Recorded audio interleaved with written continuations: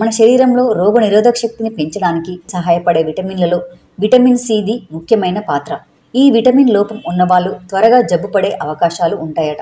అందుకే మనం రోజు తీసుకునే ఆహారంలో విటమిన్ సి పుష్కలంగా లభించే కమలాఫలం, నిమ్మకాయ వంటి నిమ్మజాతి పండ్లను భాగం చేసుకోవడం ముఖ్యమంటున్నారు. అలాగే పాలకూర, క్యాప్సికం వంటివి కూడా మెనూలో చేర్చుకోవాలట. రోగ నిరోధక వ్యవస్థ పనితీరును మెరుగుపరచడంలో విటమిన్ బి6 సహాయపడుతుంది.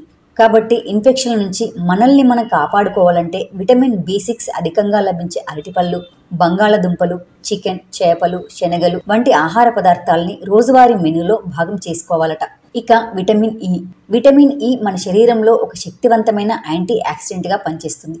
ఇది బ్యాక్టీరియా, వైరస్, ఇతర ఇన్ఫెక్షన్లతో సమర్థవంతంగా పోరాడి అవి మన ఆరోగ్యంపై ప్రతికూల ప్రభావం చూపకుండా కాపాడుతుంది.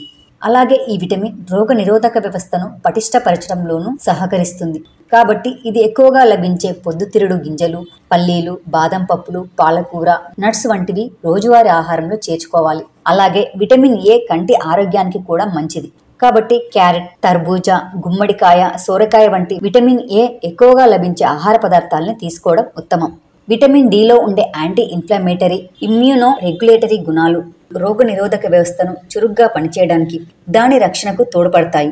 కాబట్టి ఈ విటమిన్ను పొందడానికి ఉదయాన్నే లేలేత ఎండలో ఓ అరగంట పాటు గడపాలి.